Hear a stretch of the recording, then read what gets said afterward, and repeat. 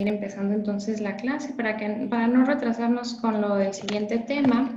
Quedamos en la clase anterior, estábamos viendo lo que es valoración sociofamiliar. Específicamente nos quedamos en la parte de colapso del cuidador. Y si recordamos todavía en la cuestión de la película que estábamos platicando algunas situaciones, a mí me gustaría que retomáramos un poco nuevamente lo de la película, porque ahora mi pregunta sería para ustedes. Ya más o menos hicieron algunos una definición de lo que consideramos como colapso y vimos que se podía relacionar mucho, porque es como un burnout en el caso del cuidador. ¿Consideran ahora ustedes que George en la película tenía colapso del cuidador? Sí. Sí. Sí.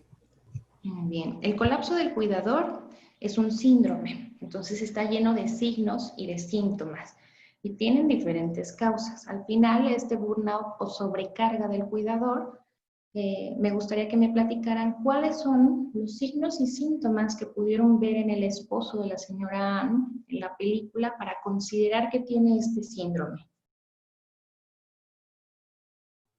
Pues se veía degenerado como avanzaba la película. Parecía que su salud empeoraba. También se veía agotado, cansado. También se veía irritable. Muy bien. ¿Qué más aparte? Ya tenemos entonces físicamente Lucía descuidado, con cambios aparentes también en su hábitos general. También vemos que tenía entonces esta irritabilidad. ¿Qué más había en los síntomas o signos que podíamos ver? Se aisló del resto de la familia también. ¿Mm? No les contestaba. Bien, aislamiento social. Cada vez Se tenía, veía como cansado, como que ya no sabía qué hacer. Fatiga, cansancio. ¿Notaban algún síntoma, por ejemplo, de ansiedad,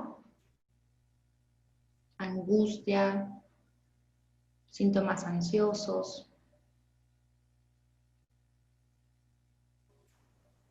sí, sí tenía ansiedad también. La irritabilidad es muy importante, por ejemplo, esta angustia, esta irritabilidad le generaba también una conducta.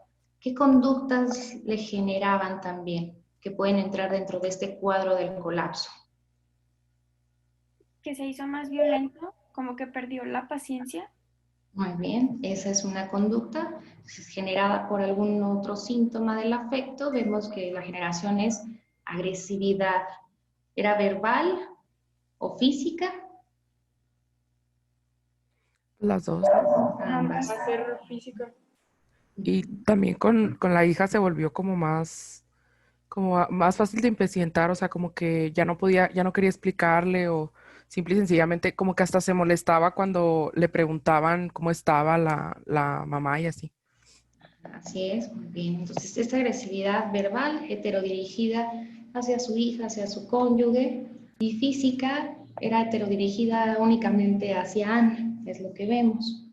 Esa agresividad física, pues ya vimos que llegó a pues, el punto culminante de la película, en donde Anne es pues, asesinada.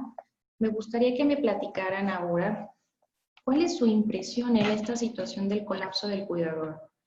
Imagínense que ven esta última parte de la historia y ustedes de repente vieran a Anne mientras recibe algún tipo de agresividad verbal, mientras vemos cómo el cónyuge de una persona le habla mal, es grosero, es irritable, vemos cómo cambia, más bien no vemos el cambio, sino que vemos ya cómo se encuentra esta situación de maltrato hacia la persona. Si se dan cuenta, si viéramos de manera nada más momentánea esa parte de la historia cortada, sin saber todo lo anterior y el proceso de la enfermedad que ha vivido ese cuidador, ¿cuál sería el juicio de ustedes hacia ese adulto mayor que cuida de su esposa? Que es una mala persona.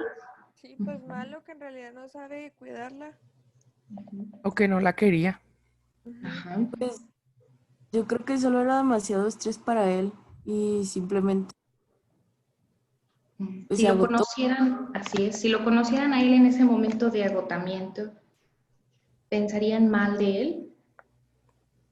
¿Les molestaría o les enojaría la manera en que vieran esta conducta de agresividad hacia ella o la irritabilidad de él?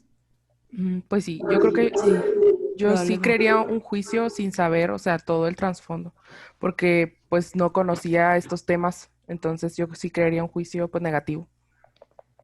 Así es, eso es lo que yo quería que también viéramos en esta situación.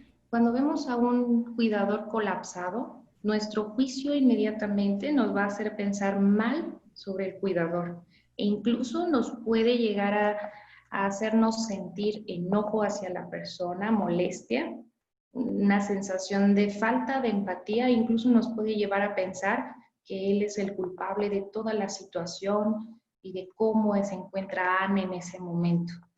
Entonces, si nosotros vemos ese pedazo cortado de la historia, nos perdemos mucho más atrás sobre el contexto de una familia, sobre cómo inicia una enfermedad y cómo esa enfermedad repercute en una familia.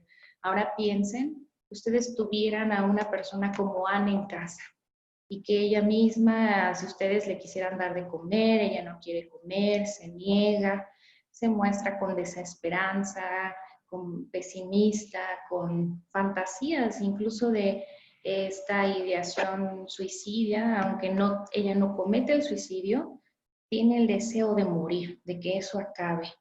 Entonces, es una situación desafortunadamente estresante porque es estar con una lucha en donde tú quieres que mejore tu familiar y simplemente imagínense que se niega a que entre la comida en la boca. A cualquier persona eso llegaría a un momento en que se fatiga, en que se cansa. Vemos cuántas veces muchos médicos, ustedes a lo mejor ahorita dicen, se sorprenden, dicen cómo un médico puede llegar a un punto en donde le grita a un paciente, cómo una persona de alguien de un servicio social trata mal a las personas a las que debe de estar brindándoles un servicio.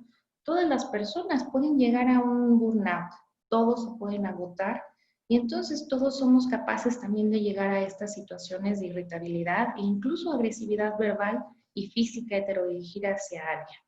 Entonces, de ahí que sea muy importante cuando nosotros tenemos un adulto mayor, sobre todo que estemos viendo que tenga todos estos signos y síntomas, que lo pongan en una situación o tipología del adulto mayor como geriátrico, sabremos que son las personas a su alrededor las que van a estar más sensibles a presentar este síndrome de colapso del cuidador o síndrome de sobrecarga del cuidador. De ahí que sea muy importante el tamizaje. Hay muchas escalas con las que podemos nosotros evaluar a estos cuidadores para identificar esta repercusión que está teniendo la sobrecarga de cuidados. Algunas de las escalas incluyen en su mayoría varias esferas que se revisan en ese cuidador. En específico, la más utilizada más recientemente es la escala de Sarit. Ha habido muchas otras escalas que nos sirven para evaluar cómo se encuentra el cuidador. Sin embargo, esta escala que inicialmente se empezó a utilizar en pacientes que veíamos con demencia y se veía a los cuidadores, se les aplicaba esta escala. Con el tiempo, esta escala se fue aplicando también al resto de adultos, de cuidadores, perdón, de adultos mayores, porque se vieron que así como la sobrecarga que se da en las personas con alguna enfermedad neurodegenerativa, también se presentaba de la misma manera que otras enfermedades. Entonces, uno piensa en la situación de Anne y dice, bueno, es que la enfermedad que tenía también era difícil, perdió su movilidad, pero también otras enfermedades pueden llevar a esta situación. Enfermedades como depresión en el adulto mayor, enfermedades múltiples como una falla renal que se encuentre en algún estadio ya terminal con tratamiento sustitutivo. La enfermedad del adulto mayor puede ser muy variable, pero independientemente de eso, vemos que el cuidador siempre va a tener el riesgo de presentar esta sobrecarga. Entonces, medir sus síntomas y los signos que está presentando es la mejor manera de ser más objetivos. de darnos cuenta hasta qué punto esta sobrecarga está afectando a nuestro cuidador y principalmente quién es mi paciente, al adulto mayor. Entonces, la escala de Sarit también tiene múltiples versiones. Nos vamos a ir dando cuenta que se van a encontrar con algunas versiones largas de 35 reactivos, hay algunas versiones más cortas. Aquí les puse la que se encuentra como la más cortita. La ventaja de esta escala de Sarit es que es autoaplicable, independientemente de la versión. Uno puede escoger la versión de múltiples reactivos o la de pocos reactivos, pero la ventaja es que se la podemos dar al cuidador de manera directa y él puede contestar solo las preguntas sin que nosotros tengamos que intervenir. En otras ocasiones podemos también nosotros aplicarla directamente. Y aquí lo más importante es como cuando se está revisando también algunas situaciones difíciles, quitarnos el miedo a preguntar cosas que son difíciles de preguntar, porque tenemos que preguntar específicamente cómo se siente también él respecto a la enfermedad.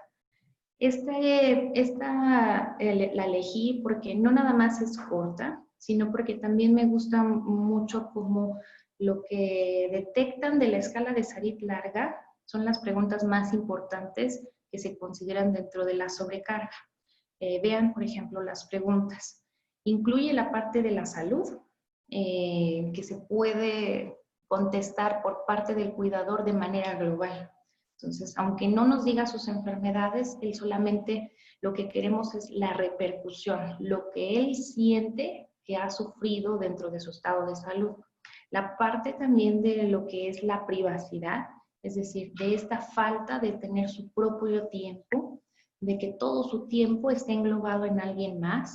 La parte de la vida social, que platicábamos un poco también del aislamiento social como parte de los síntomas de la sobrecarga, y la parte también de algunos síntomas depresivos, como esta sensación de no poder cuidarlo más, incluye esta situación de desesperanza, de sentir que están al borde de los cuidados y que tal vez ya no van a aguantar más. La pérdida del control de su vida, que muchas veces lo podemos ver como un síntoma también de ansiedad, la sensación de pérdida del control. Y además de eso, vemos cómo la situación muchas veces puede hacerlos sentir que ya no quisieran cuidar. Aunque muchas veces digan, desearía, sí, pero no lo haría. La gran mayoría de los cuidadores caen en este círculo. ¿Se imaginan, por ejemplo, a George dejando de repente a Annie diciendo que ya no la quiere cuidar? Es difícil pensarlo, aunque uno pensaría que está en extremo agotado, no se lo imagina uno yéndose y de repente saliendo un día y dejando de cuidarlo. La realidad es que en esta sobrecarga se convierte en una relación también codependiente. El adulto mayor depende de la otra persona para que le hagan todos los cuidados, pero incluso el cuidador se vuelve una persona dependiente de cuidar. De ahí que también aíslan a todos los demás. Creen que nadie más es capaz de realizar los cuidados de la manera en como los hace él. Y si para él son difíciles, nadie más lo va a poder hacer bien. Entonces, ahí ustedes se van a dar cuenta que eso también lo hace muy difícil, porque uno diría, bueno, una de las herramientas para la sobrecarga del cuidador es hacer que se haga una división de cuidados. Se dividen las tareas entre familiares, se le dan periodos de descanso para respiro, pero muchos de ellos incluso se niegan. Es difícil tratar de dejarles ese espacio, porque durante su espacio libre se sienten ansiosos de no estar cuidando a su familiar. Se sienten nerviosos de que alguien los esté cuidando mal y de que no estén haciendo las cosas como a ellos les gusta que se haga. Esa parte también corresponde a esa sensación de buscar tener un control dentro de todo lo demás que no pueden controlar, que es la enfermedad de su familiar. Entonces su control se vuelca en todas estas situaciones de cómo les gusta a ellos cuidar a su familia.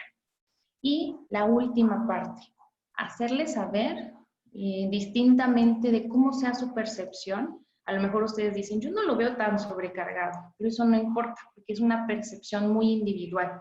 Si el cuidador se siente sobrecargado, eso ya inmediatamente es un reactivo para nosotros que es positivo. Entonces vamos a ver que estas puntuaciones van a ir del 1 al 4 para que ellos puedan puntuar no de una manera categórica, porque cuando son este tipo de preguntas muy subjetivas, es muy importante darle la opción o la oportunidad a la persona de que pueda contestar si es siempre o si es solo a veces. Simplemente porque eso nos da una facilidad para que ellos no se sientan acorralados de tener que contestar, que se sientan sobrecargados o que quieran dejar el cuidado a otra persona. Contestar incluso para ellos mismos esas preguntas es difícil. De ahí que por eso muchas veces es autoaplicable, para que no esté sesgada esa parte de que nosotros le preguntamos. Ok. Y por ejemplo, veo la pregunta también de Anaí, que me comentaba, ¿cómo se da cuenta el esposo que la enfermera no la trata tan bien? Esa situación de hecho es muy relevante. Yo les voy a decir que dentro de la sobrecarga del cuidador, muchos adultos mayores, muchos cuidadores se dan cuenta que simplemente las otras personas, hablando también por ejemplo en este caso de la enfermera, si ellos no los cuidan igual que como ellos lo hacen, o de la misma manera en como lo harían, para ellos ya es una situación de no tratarlos bien, de no cumplir las expectativas que ellos tienen. Entonces, uno objetivamente podría decir, no la cuidaba mal, simplemente las expectativas para él no eran cumplidas de lo que quería para el cuidado de Ana. Y eso sucede con muchos familiares. Enfermeros van a sus casas y pueden hasta correr a muchas personas porque dicen, es que me la jalonea cuando la está vistiendo, o es que yo veo que no le habla con cariño, o veo que es muy fría con la persona, o simplemente como que siento que no la trata con cariño, con cuidado como yo. Prefiero mejor que no haya otra persona y cuidarlo yo. Esa es una situación muy frecuente y es la más difícil. Porque ahora, si yo les pregunto a ustedes, ¿qué pensarían o cómo le harían para convencer a alguien, para que deje que le den un respiro, para que tenga una persona, una de enfermería o un cuidador que esté haciendo un apoyo incluso?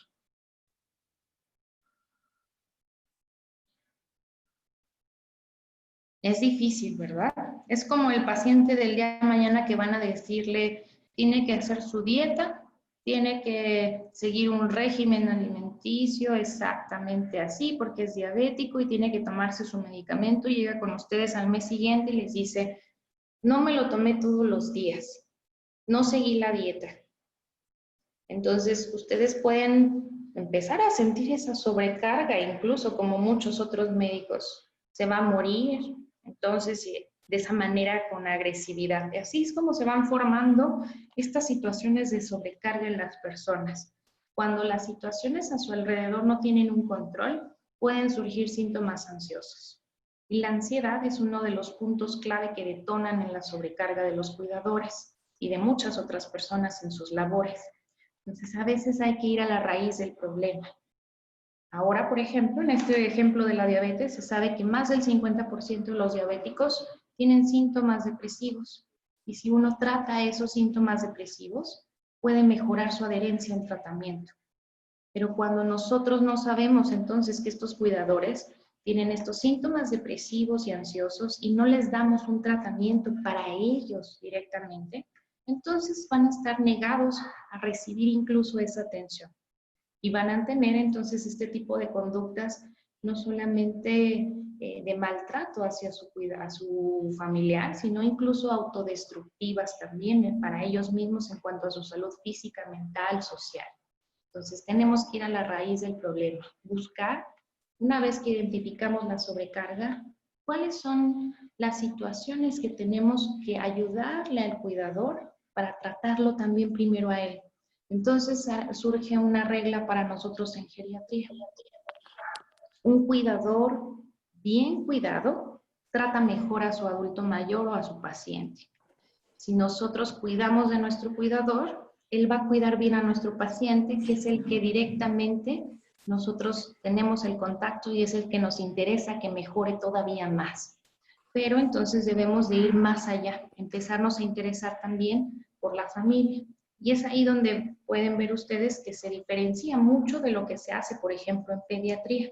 La sobrecarga que se puede tener es muy distinta.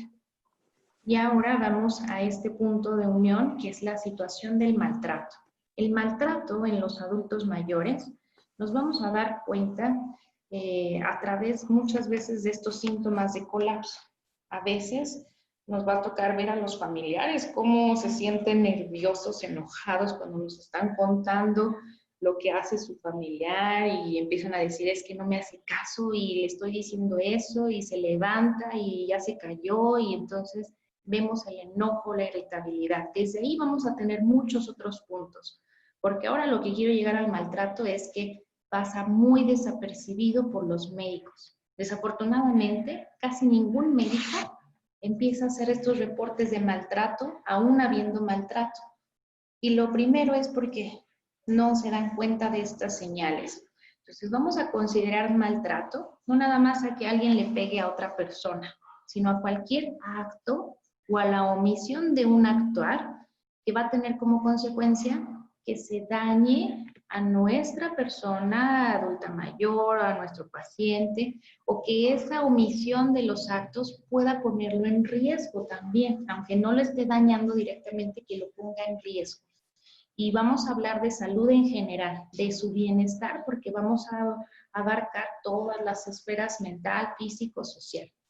Otra forma también de comentar esta parte del maltrato es decirles que generalmente puede ser un acto u omisión de acto que se produce directamente hacia la persona, pero podemos considerar ese maltrato como único o reiterado. Es decir, no importa que solamente una vez le haya pegado porque se desesperó, es maltrato. Y vamos a dejar de ponerle esta etiqueta mala como es un maltratador, porque simplemente es una persona que cometió maltrato una única vez, pero de todas maneras vale la pena estudiarlo y evitar nuestros prejuicios hacia el maltratador. Es difícil, es la situación más difícil, quitarnos esos prejuicios, porque hemos aprendido en la vida que es malo que alguien lastime a otra persona. Y ahora, también dentro de esta situación de maltrato nos vamos a dar cuenta que desafortunadamente lo que más ocurre en ese maltrato es que sea dentro de una relación de confianza. Y sí, efectivamente, como decía Mariana, el seguimiento a través de psicoterapia es muy importante. Yo les comentaría que para nosotros, de hecho, por eso el trabajo multidisciplinario es una situación en la que a veces es totalmente necesario. Ha habido familias en donde el adulto mayor, aunque no sea frágil, aunque sea una persona más funcional, puede estar con alguna enfermedad y se convierte en una situación de maltrato incluso bilateral entre ambos cónyuges, donde ambos se golpean, se maltratan. Esas situaciones ocurren a menudo, aunque uno piense que no. Los adultos mayores muchas veces tienen desafortunadamente una situación cultural en donde abunda más el machismo. Y dentro de esas situaciones, muchas otras mujeres también incluso cometen maltrato. Sus mismos pacientes pueden cometerlo. Y dentro de los pacientes terminales y sus familias, es casi obligatorio que así como en esas familias donde se maltratan unos a otros y uno les pide que tomen terapia familiar, también de esta misma manera ocurre con los pacientes terminales. Porque muchas veces los maltratadores o las personas que los están cuidando cometen maltrato de una forma distinta. Son adultos que están postrados en cama y que muchas veces el maltrato va dirigido hacia simplemente decir, no le voy a cambiar el pañal, o ahora no lo voy a levantar porque no quiso comer, ahí se va a quedar hasta la tarde. O simplemente decirle, bueno, no quiere comer, entonces ahorita ya no le voy a dar, ahora espérese. Uno pensaría, bueno, eso es maltrato, sí, porque se están omitiendo cuidados, porque la persona o los familiares están desesperados y entonces dejan de hacer sus labores como deberían. Eso sucede mucho en los pacientes terminales. Entonces, nosotros necesitamos que los vea psicoterapia. Lo ideal, dentro de una situación de terminalidad en la familia, es efectivamente iniciar con los cuidados paliativos. Los cuidados paliativos siempre van a incluir la parte médica y también la parte psicológica. Generalmente los cuidados paliativos es a través de un equipo. Afortunadamente eso también ya lo tenemos más en nuestra ciudad. Mucha gente trabaja en forma de equipos.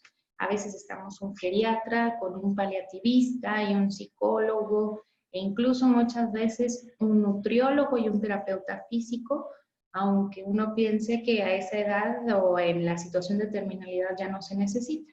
Pero ya veremos más adelante que hay muchas razones por las que todavía se necesita terapia física para manejo de dolor y también la situación de una alimentación adecuada. Entonces, eso es básico. Ahora, ¿qué es lo que vamos a ir viendo sobre esta situación de maltrato que me interesa? Primero que ustedes, a partir de esto, espero que el día de mañana reconozcan las señales de maltrato. Como les decía, la gran mayoría de las veces, aunque se detecte, lo malo es que no denunciamos como médicos, no denuncian las personas porque dicen va a ser mucho lío, tengo que ir a declarar, me van a reconocer, van a saber que yo declaré, o muchas veces van a decir los médicos voy a tener problemas legales, me van a estar hablando, qué flojera estar yendo. Esas son las respuestas por las que la gran mayoría de las veces alguien no denuncia. Hay mucha dificultad incluso también porque el mismo paciente que se encuentra encamado o que se encuentra con múltiples cuidados dice, ¿cómo voy a denunciar? Es la persona que me da de comer, es la persona con la que vivo. Pues es difícil denunciar porque no van a tener cubierta esa seguridad de saber qué va a pasar el día de mañana cuando acusen a su hijo que le está pegando, pero que es el mismo que le da de comer. Entonces, nos vamos a dar cuenta que esa es una de las primeras causas por las que no se detecta fácilmente. Además, la ocultación por parte del maltratador.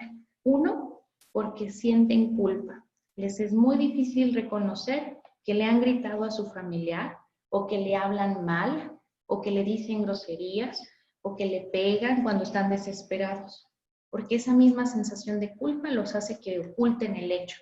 Algunas otras personas también simplemente lo ocultan porque no desean perder algún privilegio, porque dicen, si se dan cuenta que lo golpeo o que le hablo mal, entonces ya no voy a recibir la parte económica que a lo mejor están recibiendo por parte del paciente, o ya no van a estar recabando esa pensión, o ya no van a estar viviendo en la casa de ese paciente porque se van a dar cuenta a lo mejor los hermanos y los van a correr. Entonces, se suelen ocultar por eso en cualquier tipo de maltrato. Y la otra, como decíamos, no lo detectamos nosotros.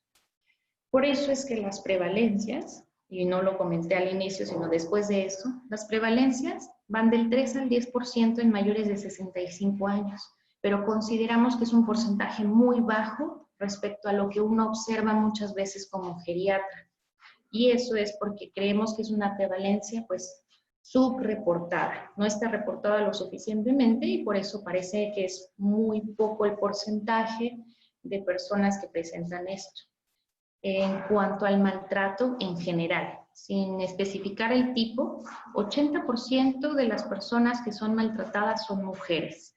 Y lo que puede sonar más desafortunado, pero que comentábamos esta situación de una relación de confianza que suele existir entre maltratador y persona maltratada, es que 50% del maltrato es desafortunadamente hecho por parte de sus hijos.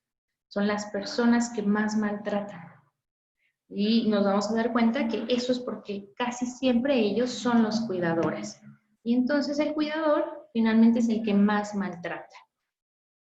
La prevalencia, podemos ir viendo que es más frecuente que haya negligencia física, le sigue el abuso psicológico, luego el abuso económico y finalmente el abuso físico. Sin embargo, hasta un 70% de las personas que son maltratadas sufren más de un tipo de maltrato. Eso quiere decir que podemos encontrar tanto negligencia física como abuso psicológico mezclados como un maltrato hacia un paciente.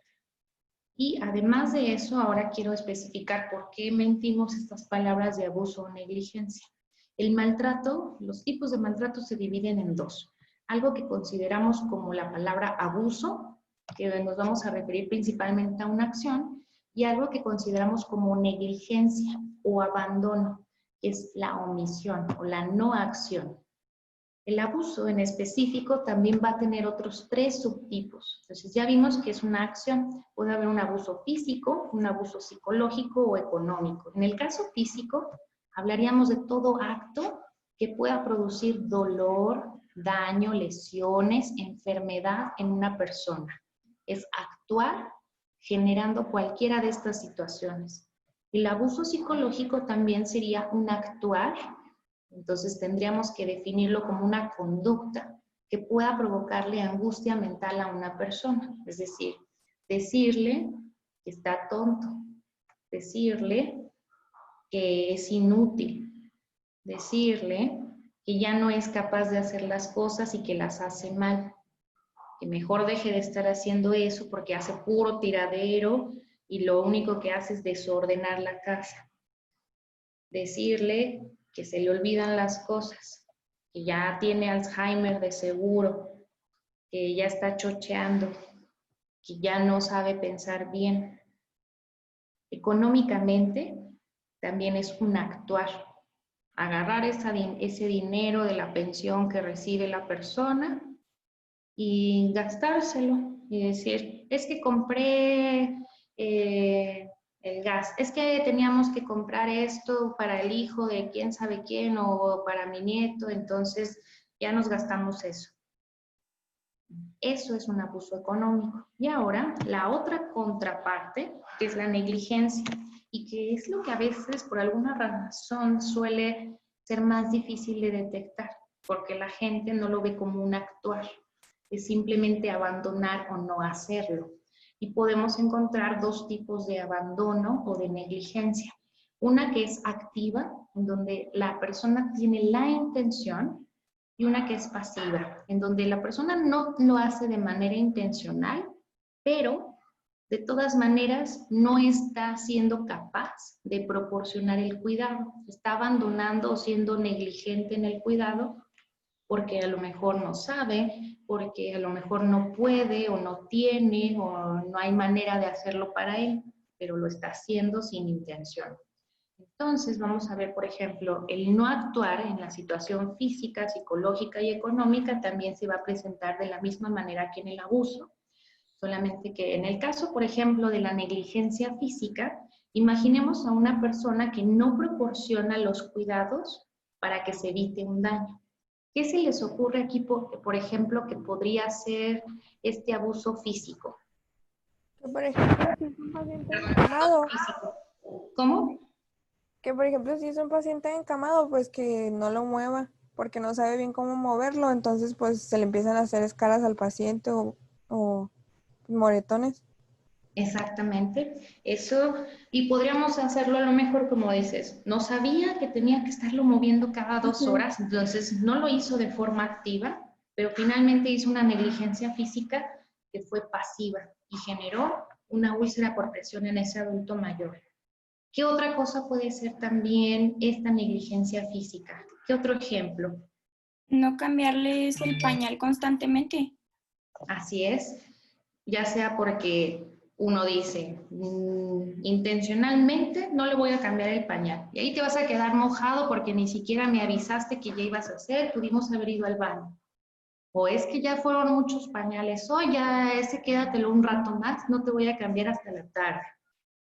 O simplemente también en la parte a lo mejor pasiva, decir, le voy a dejar todo el pañal y ya hasta la noche se lo voy a cambiar ya que esté bien mojado, pensando que esa es una situación que sea buena, cuando en realidad es porque no sabe que eso puede provocarle infecciones, rosaduras y de aumentar el riesgo de úlceras por presión. Y ahora otra situación, la negligencia psicológica, no proporcionarle los estímulos suficientes sociales, y dentro de esos sociales incluso hasta cognitivos, cualquier estímulo que una persona necesite. Entonces, no dárselo de manera intencional o de manera no intencional. ¿Qué se les ocurre? Un ejemplo. Tratarlo como si no existiera, o sea, como si no estuviera ahí en la casa. Así es. le llamamos nosotros como hacerles un aislamiento totalmente activo, ignorarlos, no hablar con ellos, apagarles la tele y decirles, no vas a estar haciendo nada porque nos vamos a gastar la luz. Le prohibamos, por ejemplo, que vengan a visitarlo, que alguien más venga a platicar con él, que incluso no interaccione con otras personas, decirle, no, ¿para qué vas a andar yendo ahí al jardín del abuelo? Nada más hay puras señoras ahí que te van a estar diciendo cosas. No, no, no, tú tienes que estar aquí en la casa. Y ahora, negligencia económica. No usar, es decir, no actuar con los recursos que hay para mantener o restaurar la salud o bienestar de ese anciano. ¿Cuál podría ser un ejemplo en esa negligencia económica? Sin que nos confundamos con la parte del abuso. Por ejemplo, en el abuso sería actuar directamente, por ejemplo, aprovechándonos, por ejemplo, de esa situación económica, del dinero de la persona. ¿Cómo sería entonces ser negligentes económicamente? Puede ser un ejemplo un poco más Pues difícil, pensando que ya no le va a ayudar o que ya es muy tarde, ¿no? Eso puede ser un ejemplo también, por ejemplo, de decir exactamente, no utilizar el dinero que tiene la persona y decirle, por ejemplo, en cuanto a ese dinero, que no lo vamos a ocupar o que, otro ejemplo más bien que quería ponerles, por ejemplo, que ese dinero lo tengamos a la disposición, pero no lo ocupemos como debería de ser. No tanto porque ya sea muy tarde, sino a lo mejor porque es que ya para qué quieres hacer terapia física si ya de todas maneras ya ni caminas. ¿O para qué el médico le está pidiendo que vengan aquí a hacerle ejercicios si de todas maneras dijo que ya no iba a volver a caminar? Mejor no pagamos por eso, es puro gasto. ¿O para qué le voy a dar medicamentos si ya tiene demencia y ya me dijeron que no se le va a quitar? ¿De qué le va a servir? ¿Para qué voy a gastar? ¿O para qué le voy a comprar el suplemento alimenticio si de todas maneras sigue bajando de peso y sigue igual, sin cambios? No veo que suba de peso. ¿Qué otra cosa se les ocurre? Porque son de las más frecuentes. En mi casa, bueno, vivo con mi abuelita. Bueno, anteriormente vivía mi abuelo también. Y se mandaron a poner en los baños tubos para el momento de que se metieran a bañar, pues poderse agarrar de ahí.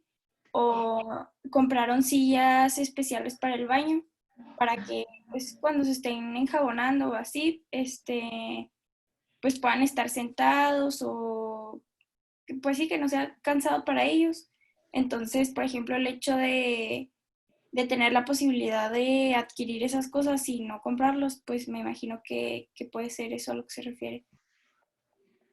Así es, también puede ser un ejemplo parecido un poco a la situación de saber qué es lo que uno necesitaría para que el adulto mayor estuviera más cómodo en su casa, pero incluso también puede ser pasivo, porque a lo mejor incluso alguien dice, bueno, es que no se me había ocurrido que era mejor tener una silla para bañarlo y lo bañaban parado y se le cayó a la persona. Entonces, fue incapaz de utilizar esos recursos simplemente porque no sabía que eso le iba a ocasionar un bienestar y le iba a evitar un riesgo. Entonces, eso también se puede considerar como una negligencia económica, no dotarlo de esos recursos necesarios para que esté más, pues, más cómodo, con menos riesgo de problemas o de caídas. Así es un buen ejemplo. Bien, y con esa parte terminamos en lo que corresponde a maltrato. Ahora me gustaría nada más que viéramos lo que vamos a ver en la siguiente clase, que ahora vamos a hacerle el encargo a la primera persona que esté en la lista. Ahorita voy a verla, es que la lista que me dio Marco, déjenme la reviso a ver si tengo aquí el nombre de quien le toca,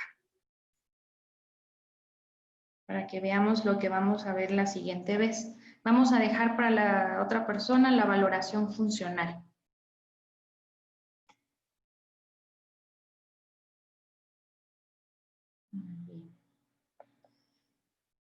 Déjenme reviso los apellidos, porque como lo tengo aquí, me parece que va a ser Fernando. Ah, no, Adame. Ya encontré la A.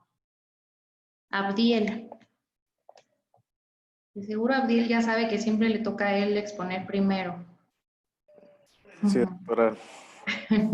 Es el que tienes la letra A en tu apellido, entonces Abdiel va a ser el que nos va a dar la siguiente clase en lo que corresponde a valoración funcional. Solamente yo quería comentarles un poco sobre esto. Pensé que iba a demorar un poco más con la parte de maltrato. Con eso, de hecho, terminaríamos la clase del día de hoy. Pero sí me gustaría nada más comentarles que en lo que corresponde a la valoración funcional, quiero que todos vayan a hacer el estudio de lo que corresponde a funcionalidad, para que cuando Abdiel nos dé la clase de abatimiento funcional, que es el primer tema, nos vamos a ir dando cuenta que para entender este síndrome, que es uno de los síndromes geriátricos con los que vamos a empezar nuestras clases del módulo, necesitamos que Abdiel nos dé el tema también dentro del abatimiento funcional, de lo que son las escalas para evaluar la funcionalidad. Entonces nos vamos a dar cuenta que en la próxima clase vamos a retomar el tema de lo que corresponde a medición de la funcionalidad y el síndrome de abatimiento funcional. Yo le voy a pasar alguna información a Abdiel sobre las escalas que me interesa que pongamos, pero les adelanto también a ustedes que quiero que revisen, para que no, Abdiel no va a ser el único que va a revisar el tema, quiero que revisen lo que corresponde a la escala de Katz. Escribe K de kilo, A, T, Z. Es uno de los autores que hace el índice de Katz. Y la otra escala que es la de Lowton y Brody. Son dos autores que corresponden a hacer una evaluación también de lo que son las actividades instrumentales. Entonces, esas son las dos escalas que me interesa que revisen y también quiero que revisemos para hacer un diferencial la escala de Bartel. La Bartel se escribe B de burro, A, R, T, H, E, L. Bartel. Voy a anotar aquí también, se me ocurren los mensajitos, la de Lowton y Brody. Ahora ya le mandé, ya nos mandaron las listas oficiales, ya se la mandé. Ah, perfecto, muy bien. Entonces, para tenerlo ahí también. Les voy a anotar nada más rápido en el chat, Lowton y Brody. Bueno, casi siempre viene así escrito. Katz.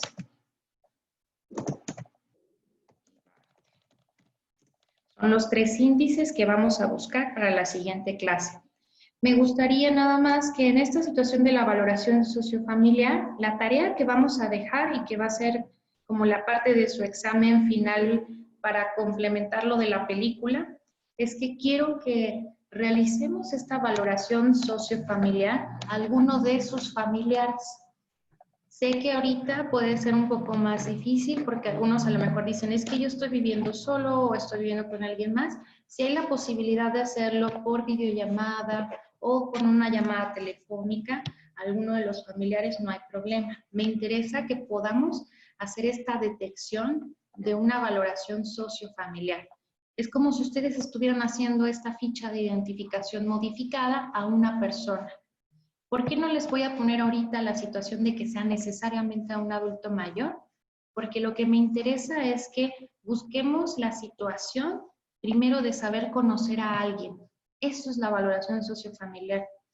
Las personas siempre hablan de que debemos de tener herramientas para con los adultos mayores de cómo interrogarlos y preguntarles. Es cierto, esas herramientas se van ganando con los años y con la experiencia, pero eso es independiente. Para nosotros como geriatras nos interesa que una persona pueda hacer una valoración sociofamiliar a cualquier paciente, porque eso nos va a dar la empatía como médicos y nos va a dar herramientas para poder entender la situación de una persona. Y quiero que la persona a la que elijan hacerle esta valoración sociofamiliar, y que es lo que más me interesa, Consideren que después vamos a incluir, interrogarles, además de la valoración sociofamiliar, vamos a preguntarles más adelante la situación funcional. Entonces, buscar que la elección de la persona sea una persona con la que podamos comunicarnos también después, que puedan tener ustedes la opción de preguntarle no solo ahorita, sino en clases subsecuentes. Si alguien dice, y si yo sí quiero agarrar a un adulto mayor, perfecto. O sea, para mí, esa sería nuestro ideal, pero yo sé que ahorita en las situaciones a veces en las que cada uno puede estar, puede que no haya la posibilidad, porque los adultos mayores puede que no estén conviviendo en casa con ustedes, o sea, más difícil. Si es la posibilidad de ustedes, si es un adulto mayor, perfecto. Va a ser su paciente durante 3 clases para estar haciendo una valoración integral del adulto mayor, pero como dividida. ¿Sí se entiende cómo va a estar esta tarea? Doctora, pero, o sea, por ejemplo, ¿vamos a escoger al cuidador de un paciente mayor o cómo? No, en este caso buscaríamos más que nada solamente, por ejemplo, a ese adulto mayor que tú elijas o a alguna persona y dices, bueno, a lo mejor quiero que el cuidador sea mi paciente y le voy a hacer las preguntas a él. Lo que vamos a obtener es simplemente hacer esta tarea de cómo hacer una valoración. Digamos que lo que nos limita es que normalmente cada una de estas clases nosotros nos vamos al hospital y las vamos haciendo por partes. Entonces, pues no tenemos ahorita esa situación, pero lo podemos hacer de otra manera. Lo que me interesa es que puedan obtener datos sociofamiliares de una persona adulta, de preferencia, si es posible adulto mayor, si no, con quien ustedes puedan acercarse y platicar. Y sobre todo me interesa que tengamos esta opción de poder hacer un seguimiento, de que no nada más sea para esta ocasión. Por eso les comento bien sobre esto, porque no va a ser la única vez que le van a hacer preguntas a esa persona. Entonces, para que no vayan a elegir a alguien así como que no vuelvan a ver tan fácilmente, se pierda el contacto, porque a veces suele pasar.